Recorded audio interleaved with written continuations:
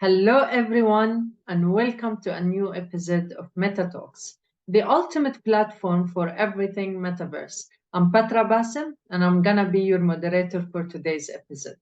But before we jump into our conversation for today, let's remind ourselves what is MetaGate. MetaGate Summit is an exciting 3-day hybrid summit taking place in Istanbul in September 2023.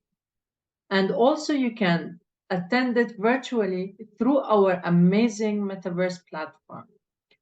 Get ready for a mind blowing fireside chats, panel discussions, and a great lineup of keynote speakers. And if you are an entrepreneur with an innovative idea, then Innovate Accelerate is just the right place for you to shine up with your metaverse idea. Now, please join me in welcoming Rudy Shoushany, the founder of DXTALKS Digital Leaders Platform for events and media partnerships. He's a global thought leader in governance and digital transformation. Welcome, Rudy. Thank you, Petra, for this, and it's amazing, and I'm happy to be here. Thank you, Rudy. But Rudy, before we dive into our conversation, could you please share a bit about your background and what you do? Because I'm sure our audience is excited to hear about you. Yeah, indeed. Well, my background goes spanning around 22 years in the financial technology fintech aspect. And the last 7 of them was split between the governance of digital transformation for fintechs and blockchain. And this is where I joined both worlds with the rise of this new technology and new innovation in the world. So I host and do the DX Talks, which is the digital talks. In the Middle East, we are focused on growing the knowledge and helping people to transform and change towards this new world. And my background also has a lot of cybersecurity, governance, as I mentioned, fintech, metaverse, blockchain, and so many other things, and cryptocurrencies. I started as a cryptocurrency enthusiast, and then I moved there into the world of technologies that are changing the future of the world. With that, I'm also a member of Forbes Technology Council. I write for different magazines, globally, locally, and regionally. I'm an award winner because of the things that was put out on the internet, and this is where it helps positioning the brand, or it helps positioning personal brand. I was selected to be on the Forbes Technology Council based on an award, which was privilege for me to be sharing this with our audience and our surroundings. That's amazing. You really have an amazing background, so I'm sure our conversation is going to be excited. Rudy, we're definitely excited to hear about your thoughts on the fintech in the metaverse. Now, as you know, the metaverse continues to gain momentum. Now, in your opinion, how do you see fintech integrating in our new virtual world? And what do you think are the opportunities and, let's say, the challenges that companies might face in the metaverse? Indeed. First, we need to define that metaverse, even though some people call it a hype or a trend, it's not actually a hype or a trend. It was, but today it's more of a must go to. Noting that regardless of the world, this virtual world has been there for more than 20 years. But now with Meta or Facebook changing its name to Meta, so it gave it a lot of boost.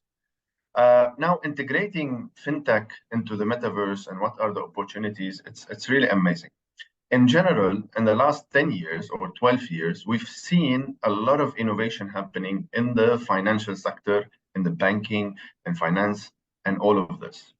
Why? Because we needed new instruments, which is faster, much more adaptable to change, closer to the customers. And this is where the fintech started taking shape, that banks are very traditional. Banks, they don't want to experiment. Banks, they don't want to change. They don't want to create. But fintech came in to try to bridge them to a better place. And there was a little bit kind of competition in there. So understanding how fintech started is very important because this will lead us into so many other things. Because now we're talking fintech into the metaverse, which is another more advanced layer. But with the change and the idea of transformation came that we need to change and go into new ventures, new places, new ideas, new things. We started seeing digital banks. So now, let's say in the region, you started seeing that any traditional big bank has already opened kind of a digital arm for him, because with a digital arm, you can do things much easier. So let's go into the opportunities and the metaverse. Why would a financial technology company or fintech or a bank or anybody go to the metaverse? We started seeing, especially now with JP Morgan, Chase Manhattan, and all of those big names, the adoption of such technologies, because we are bringing back the mode of communication. It's a new way of communication. It's a new way of interaction. And it is available 24/7 in the metaverse. So that new fintech arm, regardless, I'm not talking about cryptocurrencies because it has nothing to do with cryptocurrencies at this point of time. It created opportunities. So now I can go to the metaverse and then I can interact, go to the building 24/7. I don't have to travel. I don't have to go to New York. I don't have to jump into the car and go. I can go to the metaverse and log in and then go to the financial institution and discover what do they have, what is the experience they're trying to give me, that virtual experience. And inside of it, I can go and apply or talk to a representative, talk to a chatbot, talk to, and then check out the flyers digitally.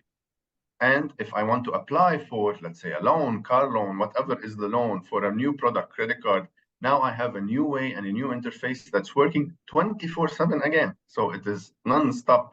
And this advancements of technology with the introduction of blockchain and cryptocurrencies and so many other things, business is operating 24/7. And here today, that fintech mentality bridged into the metaverse and bridged into the world of advancements has given me a very good advantage and opportunity.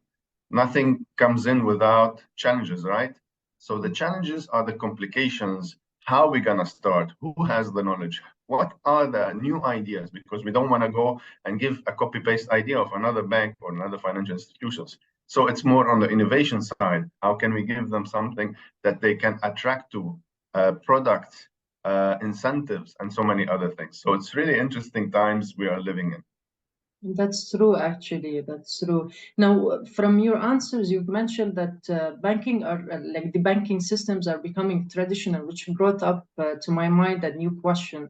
Now, as you know, the use of cryptocurrencies and digital assets are growing nowadays. So, therefore, we're curious about the future of financial transactions, in the metaverse. Now, in your opinion, will the traditional banking system still be used, or do you think that the new forms, let's say, of decentralized finance will emerge into our world? To be honest, banking will not go away anytime soon. Okay, but that doesn't mean we need banks. As Microsoft CEO said, we don't need banks, we need banking. And I really believe in that. And blockchain came and disrupted even more with the rise of cryptocurrencies and so many other things. It made it much faster, much easier. And that's why we see so many banks now adopting cryptocurrencies. Maybe they are new banks, maybe they are new exchanges. But if you look in the region now, in general, UAE is really on a forefront. In Turkey, we have also regulations for some of the digital currency exchanges. So we are seeing an adoption and adaptation for this so that we can facilitate the transactions. Noting that soon, already 90% of the global central banks are studying something called CBDC, which is central bank digital coins, which is another form of crypto digital money, let's call them. But before going into this, because all of this needs and will take time, we can start immediately with current traditional ones that will never go away, which is the MasterCard and the Visa and all of those digital forms of money, which is already digital money, right? Next, we will see integration also from the cryptocurrencies, so they can work hand in hand. So the banking side is working as it is, or the payment side working as it is. We will see cryptocurrencies in the form of something called decentralized finance, DeFi, which is something that will be replacing totally the banks in a much faster way. So every product we know in banking or finance will be replaced by another DeFi product based on cryptocurrencies. And if cryptocurrencies, whether backed by governments or backed by gold or backed by whatever, even the ones that are not backed by anything, you can even transact today with them. But let's say the government has adopted one cryptocurrency and it's backed by its own currency, so it becomes viable. So we're going to be seeing the rise of such technologies, that those digital assets now, with the rise of cryptocurrencies, digital assets has also risen. So everything can now be digitized. You can buy a house using digital assets. You can buy a car using digital assets. And how do you prove it? You need a record on the blockchain. So there's a significant role here for all of the cryptocurrencies, digital assets, and new means of making advancements in the technology, which allow direct transactions, and also, most importantly, automation.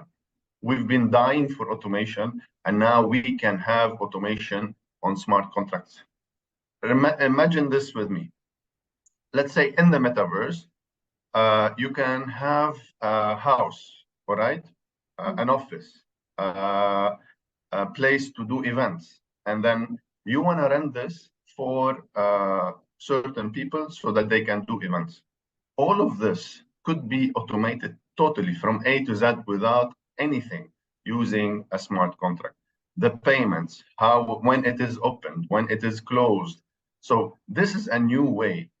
If you bridge it from the virtual world to the real world, imagine you can do house rentals, house payments, house whatever you want, using those smart contracts. And if he didn't pay his rent, automatically using the contract, the house is actually locked. So it's either binary, it's very simple, 1 or 0. So this is a new form of treatment. This is a new form of interaction. We're seeing the rise already of it. We're seeing the adoption. Regulation, which I think we will be touching point on this later on. Regulation is coming slowly, but there's a lot of opportunities, and there's a lot of things that we have to think and cater for in the near future. Yeah, I believe that basically the cryptocurrency is going to play a big role in shaping our future, actually. So now, again, fintech companies, they have the power to improve, let's say, the financial inclusion and access to financial services for both individuals and businesses around the world. So right. From your opinion, how can they leverage the metaverse in order to achieve this goal, actually? Already, when we're talking about fintech, one of the main powers is inclusion. When we're talking cryptocurrency and why blockchain was created, it was created to help in the inclusion. Currently, we have around 2 billion plus outside the banking system. We have another 2 billion that they cannot afford the transactions, the monthly fees, and so many other things. And this is where fintech is bridging this. And also it's bridging better experiences, faster experiences. So we need to really leverage this in the metaverse. In the metaverse, things are a little bit different for underdeveloped countries, because already we have an internet problem. So here we need to work also on the infrastructure and so many other things. But on a global perspective, it does help in the inclusion. Now you can be able to talk, to see. Let's take an example. If you are far from a city, 1,000 kilometers away, and there's no financial institutions next to you, what do you do? At this point of time, and there's hundreds of millions of scenarios such as those, you cannot do anything. You have to take a trip, take an airplane, maybe drive for 2 days or whatever to go and apply for something. With this, you can go in the metaverse and directly talk to a representative and then they will issue whatever request you are doing, and that will create a good option for you, right? Yeah. So this is where the virtual wallets, digital wallets, and payment solutions to help microfinance some platforms to empower individuals and bridge those financial literacy gap, because also we need to elevate our financial literacy. But how do we do it? It's two ways: us as consumers and the financial institutions and the fintechs, for them to push also the inclusion and help us bridge using such technologies. Yeah, but again, do you think, because when it comes to now security and regulations, it's always a concern for the majority of the companies, especially through, I mean, financial transactions. Now, Right. how do you see security and regulations being addressed, let's say, in the metaverse, and what steps those companies need to take actually in order to ensure they're having let's say, safe and secure financial transactions in the virtual world and the metaverse at the same time? It's a catch-22 answer. So it has its positives, it has its negatives. Because it's a fast payment, it's becoming a very fast payment using digital currencies and other means, of course, but digital means. The fraud is becoming much faster.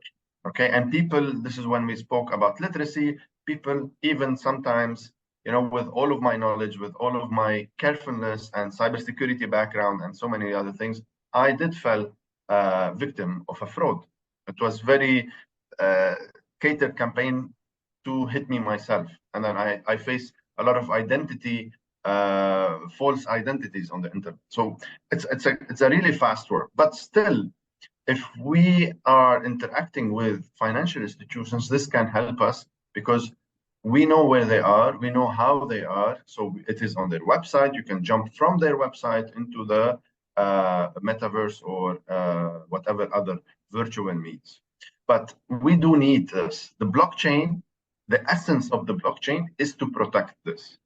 So it is immune to change, it is encrypted, it cannot be removed, it is transparent. So those are the things that we actually want. So if you are thinking in a very dynamic way, what else do you need?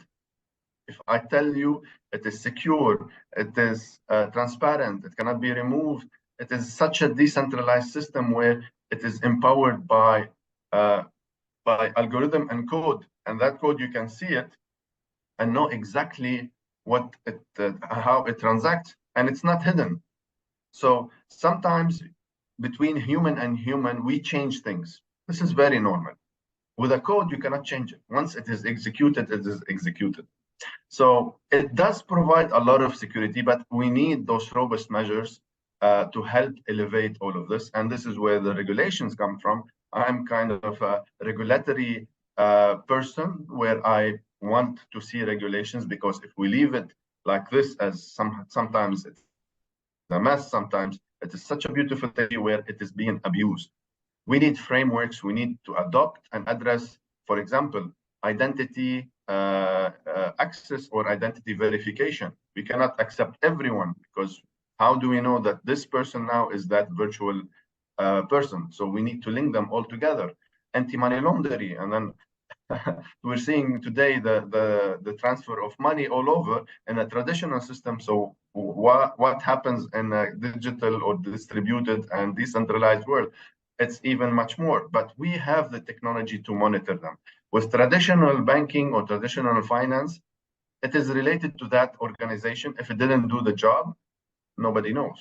But on a blockchain, which is public, we have a lot of technology, and we have a company that works directly with governments to try to secure the money laundering transfers and so many other things. And most importantly, try to drive this dispute resolution, which currently today doesn't exist on the blockchain and cryptocurrencies or the metaverse. That's why we're in the regulations for privacy, and the UN is trying to do something on the ethics side also globally. So we are seeing more and more companies or involvement from governments locally, regionally, and globally, and the UN trying to enable this whole, because today it's not a government thing. It's a global thing. So it's a whole totally new world. So we need such technologies and such regulations to really enforce it and secure it. Yeah, that's really true. Regulations are really important in order to, like, let's say, ensure we're having a secure financial transaction. Definitely, Rudy, we're definitely thrilled that you will be joining us during MetaGate Summit as a keynote speaker. Uh, in your opinion, how important do you think events like MetaGate or any events related to the metaverse actually is really important in order to drive, like, let's say, innovations for metaverse industry and the companies that they're willing to utilize, let's say, the metaverse? And what are your expectations for this year's summit? Yeah, thank you. And I'm really, really privileged and happy to be participating in this summit this year. I really hope that it's gonna, be one of those main addresses to follow and attend globally, because we need such initiatives. The more we talk, the more we do, the more we collaborate, the more we are actually pushing forward the agenda. Events such as MetaGate Summit, I really want to see innovation in the world. My background, we need innovation. If we don't have the innovation, we are not doing anything. We're not giving anything new. And we are in such a point currently that we're on a pinnacle of another explosion of technologies. We've seen ChatGPT under 5 months. What did he do? So we need such the technology of AI has been there for 73 years, but one simple application utilizing AI was able to change the face of the world in adopting and adoption. We need another one for cryptocurrencies. We need another one for metaverse. So that's what I want. And for us to achieve this, we need collaboration. The metaverse, if we have 50 different metaverses, actually, I would say we failed. We need collaboration. We need not fewer numbers, but we need the integration part. I want to have one experience. I don't want to have multiple experience. And this is the platform to talk about this. So here you are providing that platform for networking, collaboration, knowledge sharing, showcases of new technologies. And I'm sure there will be many participants that they will be showcasing such their technologies. I've seen metaverses from pixelated things to Unreal engines, so realistic, so beautiful, and the utilization of their technologies is amazing. So we have to identify those opportunities. Check out all of the demos. I'll be personally there to really help growth and the collaboration part, trying to see how we can make a real example to the world that MetaGate is really there on the forefront of technologies with the support of the local region, the local government, and the world, trying to bridge this into something totally new. So metaverse is not just a virtual world, it becomes part of our daily lives. Yeah, I'm sure we're gonna definitely meet your expectations, Rudy, and with the collaboration of DXTALKS as well, we're gonna meet the audience expectations. Thank you so much, Rudy, for sharing your valuable insights with us today. It was an amazing conversation, actually. And as we wrap up our conversation for today, is there anything you would like to add or share with our audience? Yeah, definitely, for sure. Join us in MetaGate, and we are expecting, as I heard, a lot of innovation. So make sure to jump on this train and explore the possibilities. Was it from the government or from a private sector or from innovation or innovator? We're really excited for this. I'm hearing a lot of news about the event itself. So make sure to attend, and let's see what happens, and see you soon. Thank you. To our audience, we hope you enjoyed this engaging and informative conversation. Follow us on our social media platforms at MetaGate Summit, or visit our website www.metagatesummit.com for more updates about the MetaGate Summit itself. See you next September. Thank you.